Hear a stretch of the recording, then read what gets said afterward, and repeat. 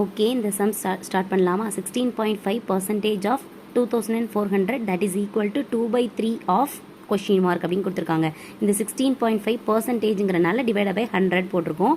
ஆஃப்னா multiplication 2400 that is equal to 2/3 into அந்த அதாவது ஆஃப்னால into போட்டிருக்கேன். கொஷின் மார்க்குங்கிறத எக்ஸ்ன்னு எடுத்திருக்கிறேன். இப்போ பாருங்கள், இப்போ வந்து என்ன ஆகும்னா இந்த 2 0 கேன்சல் ஆகிரும். இப்போ இந்த எக்ஸை மட்டும் இங்கே வச்சுக்கோங்க, மற்ற எல்லாமே இந்த பக்கம் கொண்டு வந்துருங்க. அப்போ 16.5 ஆல்ரெடி இருக்குது. 24 இந்த 2/3ங்கிறது என்ன ஆகும்? 3/2ன்னு மாறுமா? ஓகேங்களா? இப்போ கேன்சல் பண்ண முடியுமான்னு பாருங்கள். 1 2 is 2, 12 2s are 24ன்னு வருமா? இப்போ மீதி இருக்கிறதெல்லாம் மல்டிப்ளை பண்ணணும். 3 12s are 36 ஆயிருமா? 36 ஆல்ரெடி அந்த 165 அது இருக்கா? ஸோ இது எல்லாத்தையும் மல்டிப்ளை பண்ணுங்கள்.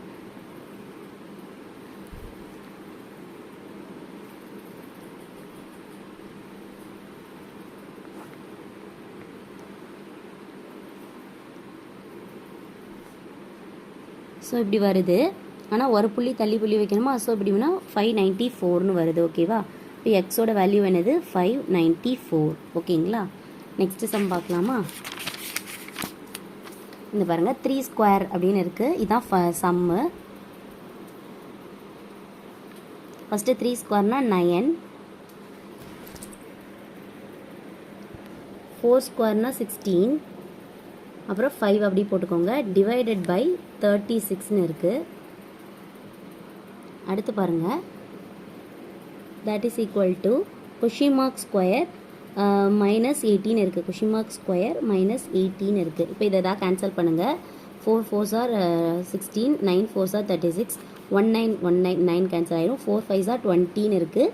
இந்த -18 இந்த பக்கம் வரும்போது +18 வரும். ஸோ கொஷின் மார்க் ஸ்கொயர் 80 + 20 வந்து 100 ஆயிரும். இப்போ கொஸ்டின் மார்க் ஸ்கொயர் வந்து 100னா கொஸ்டின் மார்க் என்னவா இருக்கும்?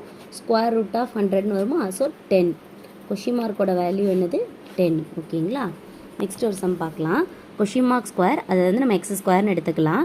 ஸோ எக்ஸ் ஸ்கொயர் பர்சன்டேஜ்னு இருக்கனால டிவைட் பை 100, ஆஃப்னாலே multiplication 650 that is equal to 20 ஸ்கொயர்னா 400 ப்ளஸ் 4 ஸ்கொயர்னா 16. ஓகேவா? இது வந்து 416ன்னு மாறிடும்.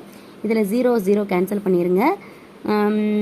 2 5s are 10, 1 5 is 5, 3 5. ஓகேவா? இதை போட்டுக்கோங்க. இப்போ எக்ஸ் ஸ்கொயர்னு இருக்கா? எக்ஸ் ஸ்கொயரை மட்டும் இந்த பக்கம் வச்சுக்கோங்க. 416 ஆல்ரெடி அங்கே இருக்குது. 13/2ங்கிறது இந்த பக்கம் வரும்போது 2/13 அப்படின்னு மாறிடும். இதை 13 டேபிளில் அடிங்க. 113 is 13, 3 13s are 39, பேலன்ஸ் ஒரு 2, அப்போ 26 ஆயிரும். அப்புறம் 2 13s are 26.